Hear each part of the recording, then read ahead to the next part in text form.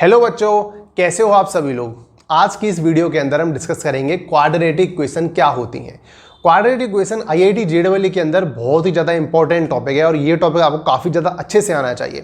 Quadratic equation सिर्फ इसी topic के लिए ही जरूरी नहीं है, ये कई सारे टॉपिक्स में अदर यूज होता है। जहाँ पर भी आप इक्वेशन को सॉल्व करोगे किसी दूसरे टॉपिक में, वहाँ पर आपको ये टॉपिक बहुत ही ज़्यादा हेल्प करने वाला है। इस वजह से ये टॉपिक आपको अच्छे से आना चाहिए और आपके सारे के सारे कॉन्सेप्ट बहुत ही अच्छी तरह से एकदम क्लियर होने चाहिए। और इस वीडियो के अंदर मैं यही करने वाला हूं, तो इस वीडियो को ध्यान से देखिएगा। मैं सारी चीज़ें डिस्कस करूंगा।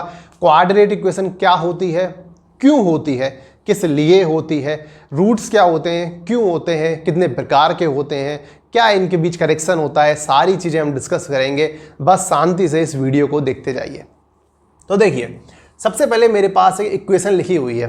अच्छा, मैंने इसे इक्वेशन कहा, क्यों कहा मैंने इक्वेशन? क्योंकि इसमें इक्वल टू का साइन है, इक्वल टू का साइन है, इस वजह से मैं इक्वेशन कहा। अगर यहाँ इक्वल टू का साइन नहीं होता, लेस देन, ग्रेटर देन होता, तो तब मैं इसे इक्वेशन नहीं बोल पाता। अच्छा ठीक है, हमारे पास ये इक्वेशन है। इक्वेशन के अंदर ए एक्स स्क्वायर बी एक्स सी ये सारी चीज़ें लिखी हुई हैं। ये हैं क्या? एक्चुअली में ए बी सी एक कांस्टेंट टर्म है, जबकि एक्स स्क्वायर एक्स ये ए वेरिएबल है। दोनों चीज़ें अलग अलग हैं। वेरिएबल अलग होते हैं, कांस्टेंट अलग होते हैं। कांस्टेंट वो होते हैं जिनकी वैल्यू फिक्स रहती है और वेरिएबल वो होते हैं जिनकी वैल्यू चेंज होती रहती है।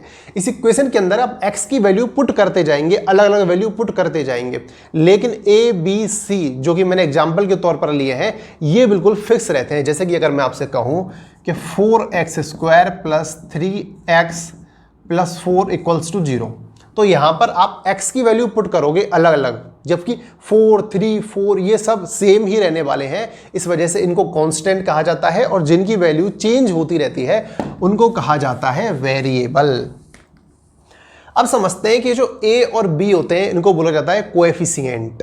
अच्छा, अब ये कोएफिशिएंट क्या होते हैं? आपने c को तो कोएफिशिएंट नहीं कहा, ऐसा क्यों? देखिए, ए बी ये किसी वेरिएबल के साथ लगे हुए हैं, इस वजह से मैंने इनको कोएफिशिएंट कहा है। कोएफिशिएंट की डेफिनेशन को ध्यान से सुनना।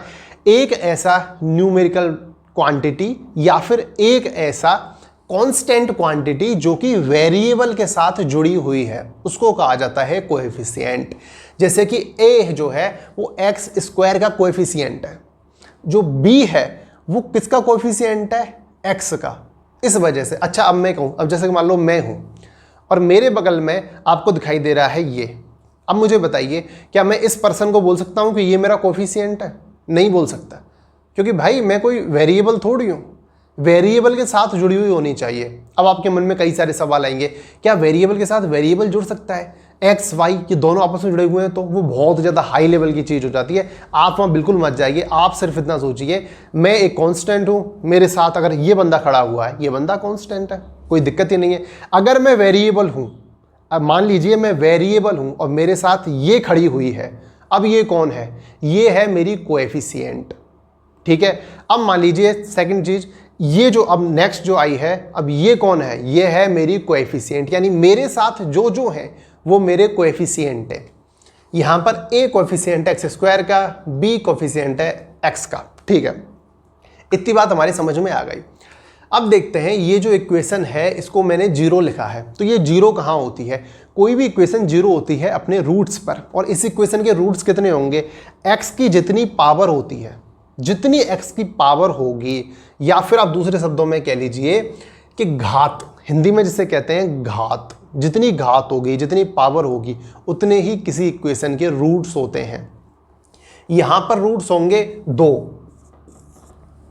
क्योंकि x की पावर कितनी है? 2। अच्छा, अगर ये होता ax plus B equals to 0, बताओ इसके रूट्स कितने होते?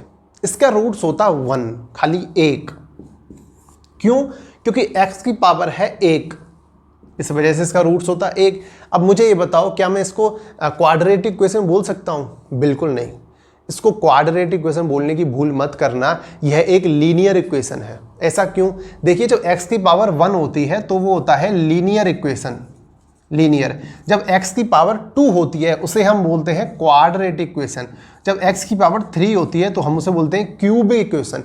इसी हिसाब से चीज़ें चेंज होती जाती हैं। यह एक क्वाड्रेटिक इक्वेशन है क्योंकि इसके अंदर x की पावर 2 है। क्वाड्रेटिक इक्वेशन को हिंदी में बोला जाता है द्विघात समीकरण, जिसकी घात 2 हो।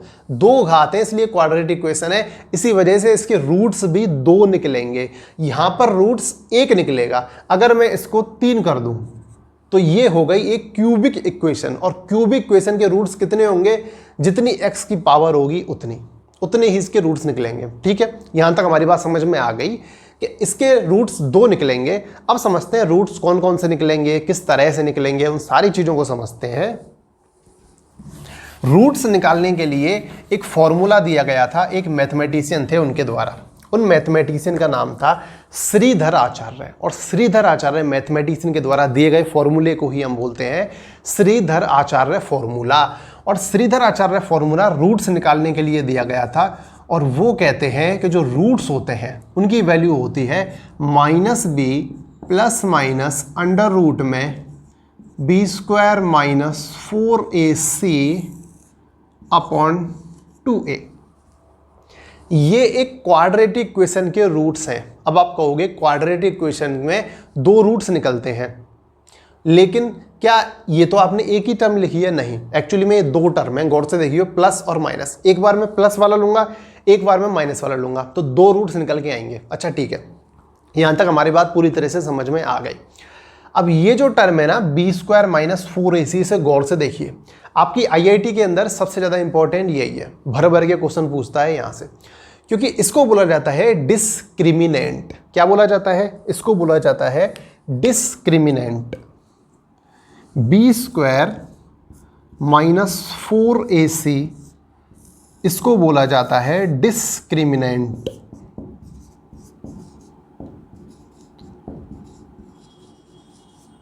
अच्छा, डिस्क्रिमिनेंट क्यों बोला जाता है? वो इसलिए बोला जाता है क्योंकि यही डिस्क्रिमिनेट करता है कि इस क्वाड्रेटिक इक्वेशन के जो रूट्स होंगे वो किस तरह के होंगे।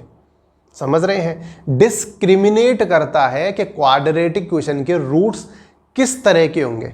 अब आप सोचेंगे किस किस तरह के होंगे? इमेजिनरी हो सकते हैं, हो सकता है अलग अलग हो, रियल नंबर हो सकती हैं। ऐसा भी हो सकता है कि एक परफेक्ट होल स्क्वायर बनता हो, यानी रूट्स सेम हो। ऐसा भी तो हो सकता है कि दोनों रूट इसके सेम ही आए। बिल्कुल हो सकता है कि अगर अल्फा और बीटा इन दोनों की वैल्यू सेम हो।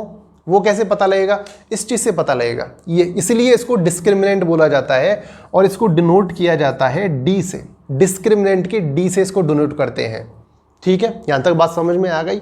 इसका जरूर ध्यान रखना, b² माइनस 4ac को मैंने बोला है डिस्क्रिमिनेंट। मैंने ये नहीं कहा कि रूट वाले को, मैंने यहाँ रूट नहीं लगाया, याद रखना। यानी ये जो d है इसे मैं यहाँ इस जगह अगर पुट करूँ तो किस हिसाब से मैं इसे पुट कर पाऊंगा? मैं लिख पाऊंगा माइनस का b plus minus under root में d अपॉन 2a। यानी d की जो वैल्यू है वो रूट के अंदर ही आएगी। इस चीज़ का पूरी अच्छी तरह से आप लोग याद रखना। ठीक है, अब हम बात करते हैं थोड़ी देर के लिए रूट्स की, कि जो रूट्स होते हैं अल्फ़ा और बीटा, इन रूट्स के बीच कुछ रिलेशन होता है। वो रिलेशन किस तरह से होता है हम उसको देखते हैं। देखिए, एक इक्वेशन के जो रूट्स होते हैं अल्फ़ा बीटा, वो दोनों रूट्स आप इक्वेशन के अंदर जो कांस्टेंट होते हैं उन कांस्टेंट से निकाल सकते हैं। कांस्टेंट के द्वारा ही रूट्स के अंदर रिलेशन होता है। कैसे? देखिए ऐसे, अल्फा प्लस बीटा यानी दोनों रूट्स का जो सम होता है, इन दोनों रूट्स को जब आप जोड़ोगे तो जो वैल्यू आती है वो आती है, इक्वेशन में से x का कोएफिशिएंट लेना है साइन चेंज करके, अपॉन x² का कोएफिशिएंट लेना है जैसे है वैसे ज्यों का त्यों।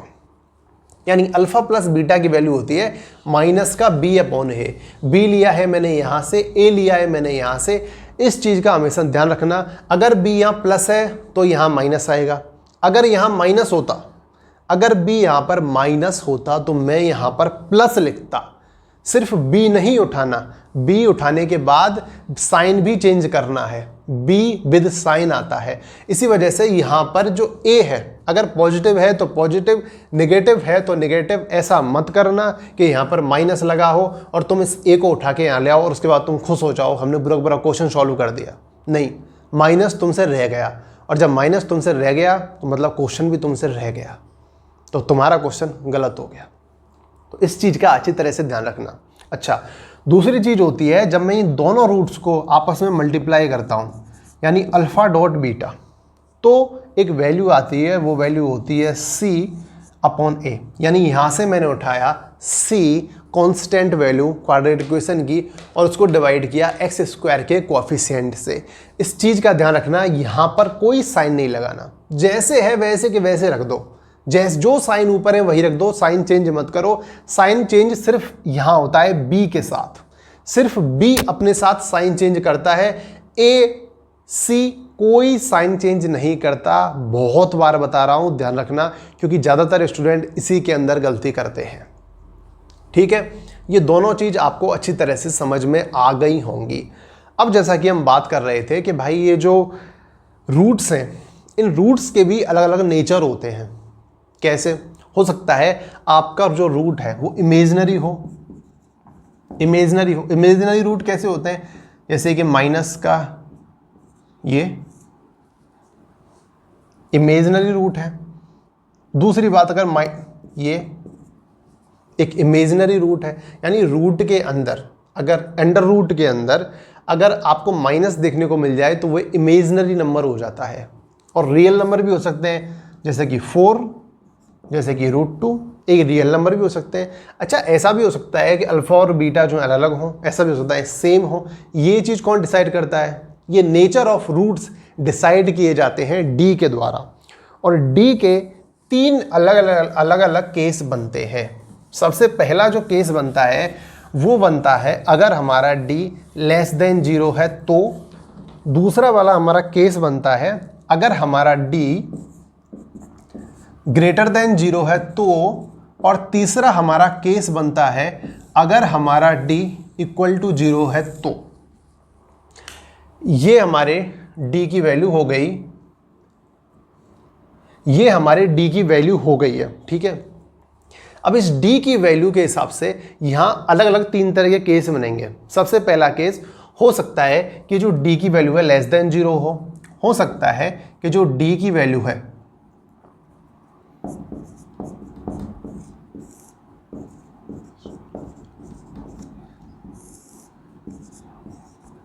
अब आप अपनी आंखें यहां पर और यहां पर टिकाए रखना, पूरी अच्छी तरह से अपनी दोनों आंखें यहां पर टिकाए रखना, क्योंकि जैसे जैसे इसकी वैल्यू चेंज होती जाएगी, ये डी है, जैसे जैसे इसकी वैल्यू चेंज होती जाएगी इस पूरे की वैल्यू भी चेंज होती जाएगी। मैं इसे रेड बॉक्स में इसी वजह से क्लोज कर देता हूं ताकि आपको ये बिल्कुल सेपरेट दिखे।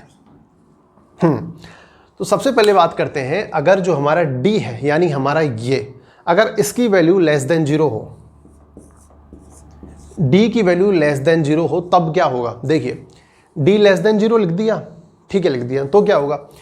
सबसे रूट के अंदर माइनस आएगा, इस अंडर रूट के अंदर माइनस आएगा, और माइनस आते ही रूट कैसा बनेगा? इमेजिनरी रूट बनेगा, बन गया। लेकिन यहाँ प्लस माइनस दोनों हैं, तो इमेजिनरी रूट बनेंगे, 2 रूट बनेंगे और रूट्स अलग अलग बनेंगे। ये याद रखना, जो दोनों रूट्स होंगे वो इमेजिनरी होंगे, और इमेजिनरी होने के साथ साथ दोनों जो रूट होंगे वो अलग अलग होंगे, इमेजिनरी होंगे और अलग अलग होंगे। मैंने आपको बता दिया क्यों इमेजिनरी, इसलिए क्योंकि डी लेस देन 0 है, यहाँ पर माइनस आएगा इस पूरी टर्म के अंदर, इसलिए इमेजिनरी बन गया। अलग अलग क्यों? क्योंकि एक बार प्लस वाला लेंगे, एक बार माइनस वाला लेंगे। ठीक है, दूसरी कंडीशन देखते हैं जिसमें d ग्रेटर देन 0 होगा। अच्छा, ऐसी कंडीशन में क्या होगा? ऐसी कंडीशन में अगर मैं d को ग्रेटर देन 0 पुट करता हूं, जब ये ग्रेटर देन 0 होगा तो इमेजिनरी तो बनेगा नहीं, कैसे बनेंगे? रियल बनेंगे,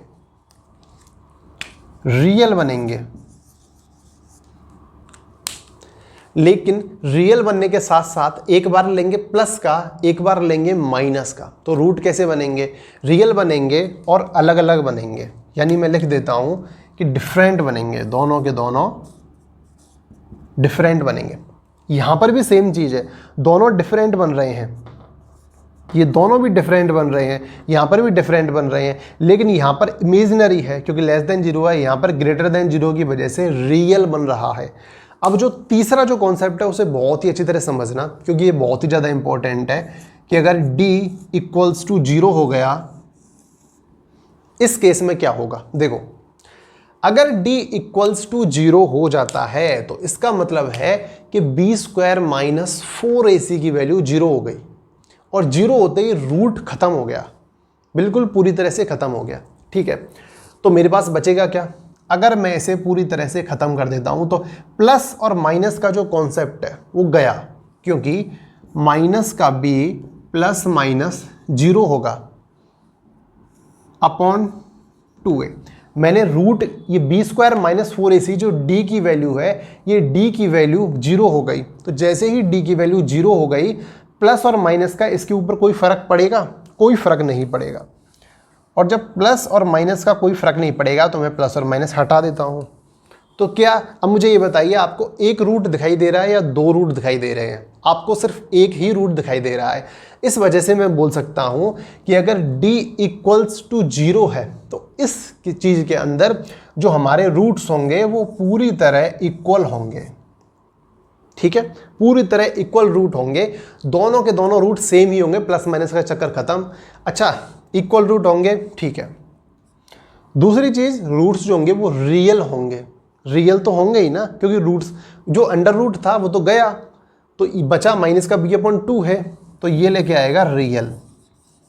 अच्छा, यहाँ एक और सबसे अच्छी चीज़ निकल के आती है कि ऐसी जो इक्वेशन होगी जिसके अंदर d इक्वल्स टू जीरो होगा, यानी अंडर रूट के अंदर की वैल्यू जीरो होगी, वो इक्वेशन बनेगी परफेक्ट होल स्क्वायर।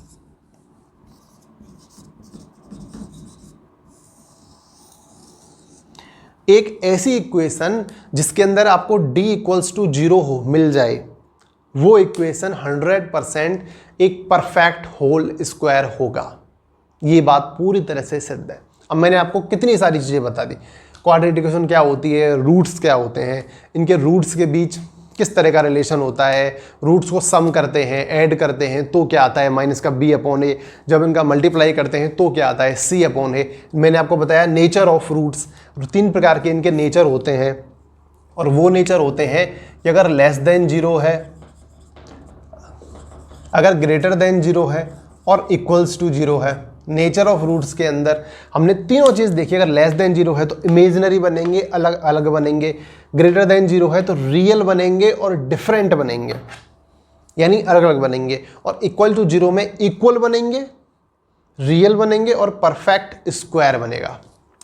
अच्छा ठीक है, जैसे कि अगर मैं आपको इसका एक छोटा सा एग्जाम्पल देके बताता हूँ, और वो एग्जाम्पल देने से पहले मैं एक बार वीडियो को कट करूँगा क्योंकि मैं ये सारा का सारा साफ करूँगा। हाँ जी, तो मेरे सामने 3 एग्जाम्पल्स लिखे हुए हैं, और इन तीनों एग्जाम्पल्स के अंदर हम वापस अपनी वो चीज़ें निकालते हैं जो कि हमने पढ़ी हैं, जैसे कि रूट्स, नेचर ऑफ रूट्स, या कि d की वैल्यू, रूट्स, और रूट्स के अंदर जो रिलेशन होता है वो, यानी अल्फ़ा प्लस बीटा रूट्स का सम क्या होगा, अल्फ़ा डॉट बीटा रूट्स के बीच का प्रोडक्ट क्या होगा। जो भी हमने पढ़ा है इन तीनों एग्जाम्पल्स में हम निकालते हैं ताकि हमारा कॉन्सेप्ट अच्छी तरह से क्लियर हो जाए। देखिए, सबसे पहली चीज़, x² minus 8x plus 16 equals to 0।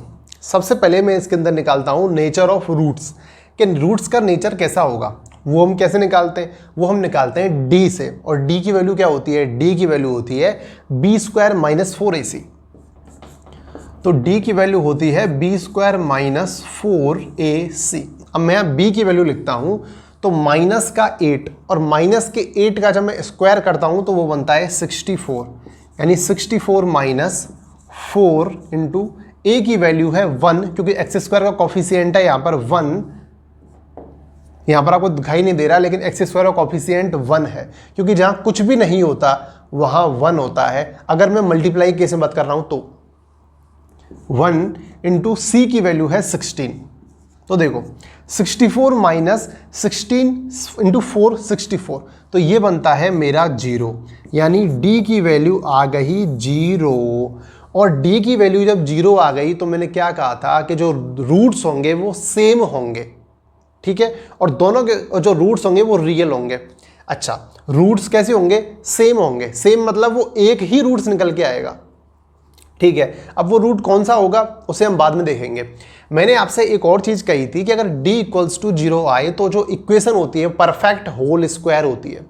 अब जरा इस इक्वेशन को गौर से देखिए, x square minus 8x plus 16। अगर मैं आपसे ये कहूं कि x माइनस 8 का होल स्क्वायर इक्वल्स टू 0, तो क्या x माइनस 8 का होल स्क्वायर ये इक्वेशन नहीं लिखी हुई?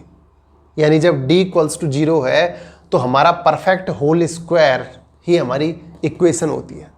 देखा, यही परफेक्ट होल स्क्वायर मैंने इक्वेशन में लिख दिया, इस वजह से इसका d इक्वल्स टू 0 आया है।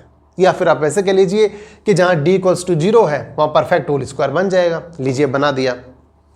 अब दूसरी चीजें देखते हैं, जैसे कि अल्फा प्लस बीटा, इनकी वैल्यूज क्या होगी? तो अल्फा प्लस बीटा का फॉर्मूला क्या था? इसका फॉर्मूला था माइनस का b अपॉन a।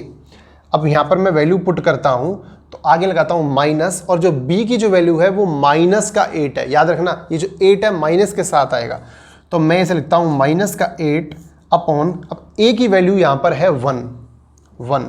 तो अल्फा प्लस बीटा की जो वैल्यू निकल के आई है वो निकल के आई है हमारे पास 8, ठीक है। अल्फा प्लस बीटा की वैल्यू हमारे पास निकल के आई है 8। अब देखता हूं मैं अल्फा डॉट बीटा की वैल्यू, कि अल्फा डॉट बीटा की वैल्यू क्या होती है। तो अल्फा डॉट बीटा की वैल्यू होती है c अपॉन ए, और c की यहां पर वैल्यू है 16 और a की वैल्यू है 1, तो यहां पर मेरी वैल्यू निकल के आई है 16। यानी इन दोनों रूट्स का प्रोडक्ट आया है 16, ठीक है। इतनी बात समझ में आ गई। अब एक चीज समझ में, एक और चीज निकालते हैं कि जो रूट्स हैं वो क्या होंगे। देखिए, रूट्स आप दो तरह से निकाल सकते हो, जो कि बहुत ही सिंपल है इस केस के अंदर, तो कि दोनों को जोड़ने पे 8 आ रहा है और दोनों का मल्टीप्लाई करने पे 16 आ रहा है, तो रूट्स क्या होंगे, वो संख्या क्या होंगी? वो संख्या होंगी 4। ये दोनों रूट्स होंगे, क्योंकि इन दोनों को ऐड कर दिया तो 8 आया और मल्टीप्लाई कर दिया तो 16 आया। लेकिन ये मैंने तब निकाला है जब इस केस में बहुत सिंपल है, लेकिन ये थोड़ा सा, अगर इधर केस की आप बात करो तो आप इस तरह से नहीं निकाल पाओगे। तो चलिए हम निकालते हैं रूट्स क्या होंगे। तो रूट्स निकालने के लिए हम कौन सा फॉर्मूला यूज करते हैं? श्रीधर आचार्य फॉर्मूला। और श्रीधर आचार्य फॉर्मूला क्या कहता है? माइनस का b plus minus under root में b square minus 4ac upon 2a, ठीक है। अब मैं यहाँ b की वैल्यू रखता हूँ, b की वैल्यू है -8। याद रखना, माइनस साथ में लेके आना है।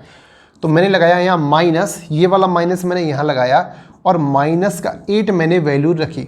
उसके बाद मैं रखता हूँ प्लस माइनस और अंडर रूट में b स्क्वायर माइनस 4ac। अच्छा, b स्क्वायर माइनस 4ac की हमने उधर निकाला था, क्या आया था? 0। तो मैं यहाँ सीधा लिख देता हूँ 0 अपॉन 2 इंटू a। अच्छा, a की वैल्यू मैंने वहाँ क्या बताई थी? 1, क्योंकि एक्स स्क्वायर का कोफिशिएंट क्या है? 1, तो इस वजह से ये आ गया 1। और ये क्या आया? रूट के अंदर 0 है, कोई मतलब नहीं है। आगे प्लस माइनस है, कोई मतलब नहीं है। ये जो माइनस है, इस माइनस से जब मल्टीप्लाई होगा तो क्या बनेगा? प्लस बनेगा। और ये क्या आएगा? 8, और नीचे क्या है? 2, यानी 8 अपॉन 2, और हमारा आ गया 4। देखा, हमारा आंसर आ गया 4। तो मैंने कई सारी चीज़ें इसके अंदर आपको निकाल के बता दी, और ये है वो सारी सारी चीज़ें। ये 4 ही आए, ये 4 ही आए, और इस 4 को जब आप इसके अंदर रखोगे तो वैल्यू क्या आएगी? 0, ठीक है। अब चलते हैं हमारे नेक्स्ट एग्जाम्पल पे, और हमारा जो नेक्स्ट एग्जाम्पल है वह है X square minus plus 3x plus 2 equals to 0, जिसके अंदर जो a है वो a है एक्स स्क्वायर का कोफिशिएंट यानी 1, और जो b है वो है +3, और जो c है यानी कांस्टेंट जो वैल्यू है वो कांस्टेंट वैल्यू है 2। सबसे पहले निकालते हैं nature of roots. Nature of roots क्या होगा? d equals to, nature of roots क्या होता है? b square minus 4ac। b क्या है? b है ये, तो 3 का स्क्वायर में क्या पुट करूंगा? 9 माइनस 4 इंटू a की वैल्यू 1 इंटू c की वैल्यू 2। ये कितना आया? ये आया मेरे पास, ये आया मेरे पास 1। यानी d की वैल्यू 1 आई है, यानी ग्रेटर देन 0 आई है। और जब ग्रेटर देन 0 आती है तब क्या आता है? रूट्स अलग अलग होंगे, और रूट्स कैसे होंगे? रियल होंगे प्लस हमारे रूट्स डिफरेंट होंगे, ठीक है।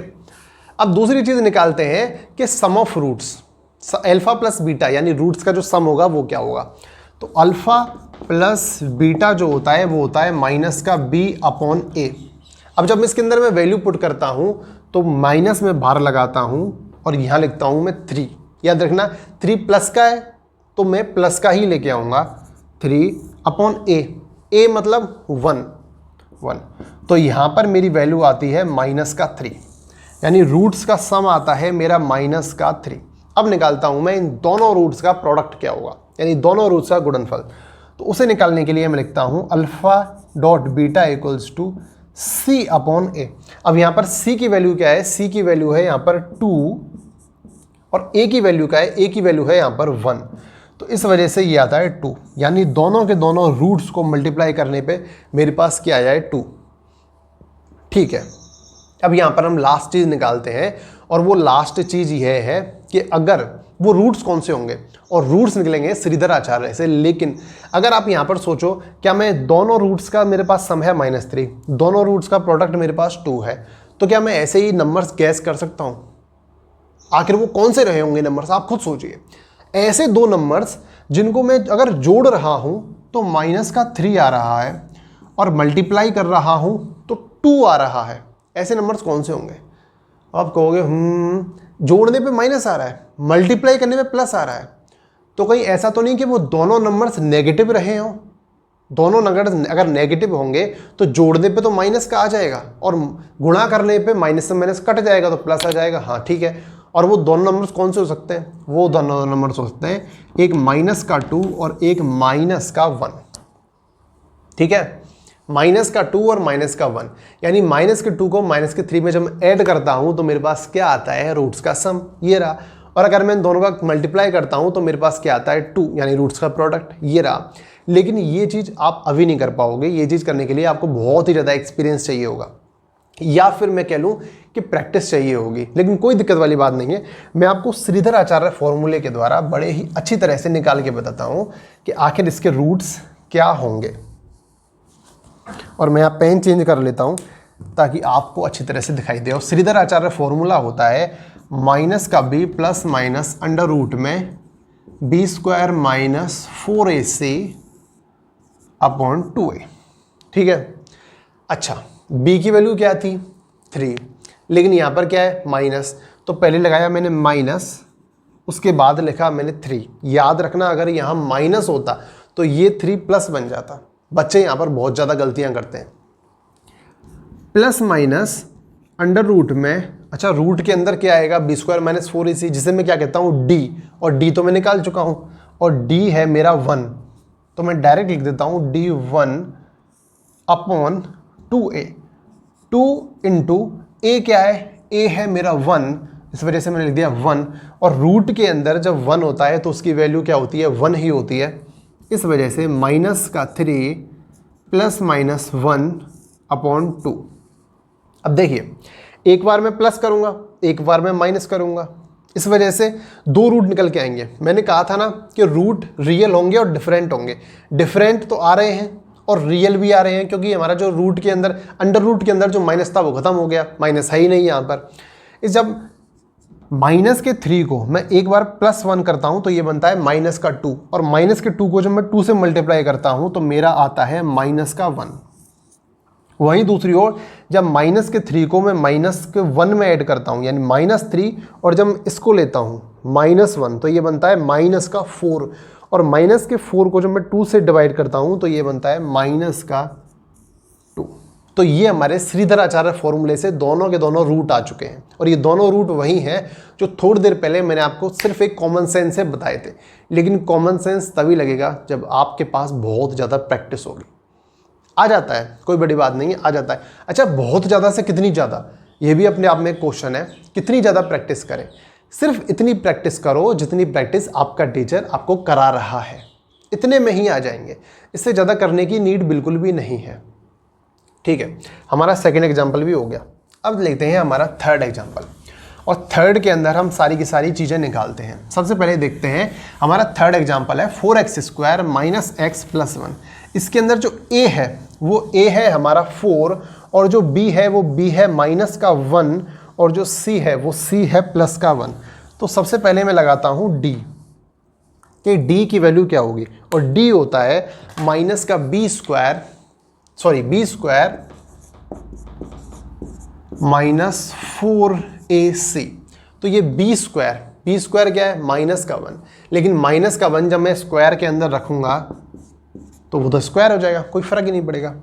-4 इंटू a की वैल्यू क्या है, a की वैल्यू है यहाँ पर 4 इंटू c की वैल्यू क्या है, c की वैल्यू है यहाँ पर 1, और ये निकल के आता है माइनस के 1 का जब मैं स्क्वायर करता हूँ तो वो आता है प्लस का 1, यानी 1 माइनस 4 इंटू 4 होता है 16, और ये बनता है माइनस का 15, या कि जो d की जो वैल्यू आई है वो लेस देन 0 आई है, d की वैल्यू लेस देन 0 है।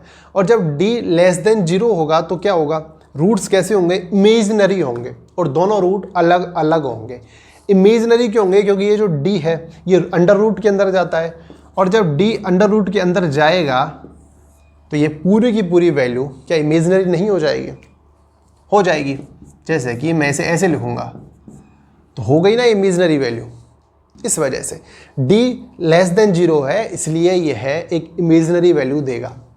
अच्छा ठीक है, अब निकालते हैं कि दोनों के दोनों रूट्स का सम करने पर क्या आएगा। देखिए, दोनों रूट्स सम करने पर अल्फा प्लस बीटा, जब मैं इनको जोड़ूंगा तो ये आएगा माइनस का b/a। अब एक ऐसी चीज़ आएगी जहाँ पर ज़्यादातर स्टूडेंट गलतियाँ करते हैं, और वो चीज़ क्या है, वो चीज़ ये है कि यहाँ पर b जो है माइनस का है, तो यहाँ पर सीधा उठा के नहीं रखना आपको ये चीज़ पता होनी चाहिए। पहले माइनस लगाओ, फिर जो x का कोफिशिएंट -1, b की वैल्यू -1 है तो माइनस का 1 रखो, फिर a की वैल्यू रखो जो कि है 4। अब माइनस से माइनस कैंसिल आउट होंगे, उसके बाद बचेगा आपका प्लस का 1, यानी 1/4। ये आपकी आई है रूट्स का सम, यानी अल्फा प्लस बीटा की वैल्यू। अब हम निकालते हैं अल्फा डॉट बीटा, यानी रूट्स का प्रोडक्ट, और अल्फा डॉट बीटा की वैल्यू क्या आएगी, वो आती है c/a। और यहाँ पर c क्या है, c है यहाँ पर प्लस का 1, ठीक है, ले लेते हैं प्लस का 1। a की वैल्यू यहाँ पर क्या है, a की वैल्यू है यहाँ पर 4, ठीक है, ले लेते हैं 4, और ये हमारा आया 1/4। यानी कि हमारे पास अल्फा प्लस बीटा आया 1/4, अल्फा डॉट बीटा आया 1/4। अब आप एक चीज़ बोल रहे हो, अब आप चीज़ सोच रहे होंगे, दोनों वैल्यू सेम आई हैं, कोई बड़ी बात नहीं है, सेम आ गई हैं, ठीक है, अलग अलग आती हैं, ज़्यादातर केस में अलग अलग ही आती हैं, सेम आ गई हैं, कोई दिक्कत वाली बात नहीं है, ठीक है। हाँ, अब मैं एक चीज़, क्या मैं यहाँ से डायरेक्ट निकाल सकता हूँ रूट्स क्या होंगे, बिल्कुल निकाल सकता हूँ, क्योंकि मुझे दो चीज़ों को जोड़ने पर आता है 1/4, दो चीज़ों को मल्टीप्लाई करने पर आता है 1/4, सेम वैल्यू आ रही है। चलो छोड़ो, इसको ऐसे देखते हैं, ये काफ़ी ज़्यादा कॉम्प्लिकेटेड हो जाएगा। श्रीधर आचार्य फॉर्मूले से हम इसके रूट्स निकालते हैं, और श्रीधर आचार्य फॉर्मूला क्या कहता है, श्रीधर आचार्य फॉर्मूला कहता है कि b²-4, श्रीधर आचार्य फॉर्मूला कहता है माइनस का b plus minus under root में b²-4ac/2a। अच्छा ठीक है, माइनस का b क्या है, माइनस का b हम रखेंगे यहाँ पर माइनस का 1 उठा के, और जब यहाँ पर भी माइनस लगा हुआ है, यहाँ पर भी माइनस है, तो ये बन जाएगा प्लस का 1, याद रखना।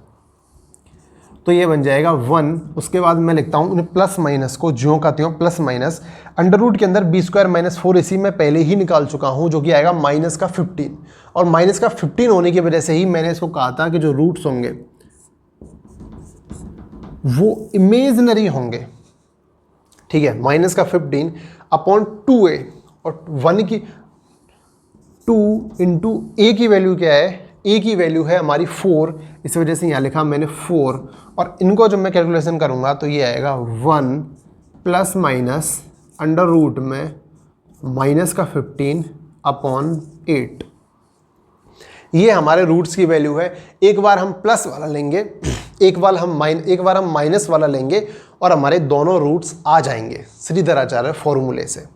तो ये हमारी पूरी की पूरी वीडियो हो गई, जिसके अंदर मैंने आपको बताया क्वाड्रेटिक इक्वेशन क्या होती है, क्यों होती है, कैसे होती है, किस लिए होती है, कोएफिशिएंट क्या होते हैं, रूट्स क्या होते हैं, कितने टाइप्स के होते हैं, किस क्वाड्रेटिक इक्वेशन के अंदर कितने टाइप्स के रूट्स होते हैं, डिस्क्रिमिनेट क्या होता है, बी स्क्वायर माइनस 4ac क्या होता है, इसकी वैल्यू कैसे निकाली जाती है, अलग अलग बी स्क्वायर माइनस 4ac की वैल्यू आने पर क्या अलग अलग नेचर ऑफ रूट्स निकल के आते हैं, दोनों रूट्स का सम क्या होता है, दोनों रूट्स का प्रोडक्ट्स क्या होता है, ये सारी चीज़ें मैंने आपको बताई हैं। और लास्ट में मैंने आपको 3 एग्जाम्पल्स कराए हैं और 3 एग्जाम्पल्स के द्वारा मैंने सारी चीज़ें कवर कर ली हैं। आई होप आपको ये वीडियो काफ़ी ज़्यादा पसंद आई होगी।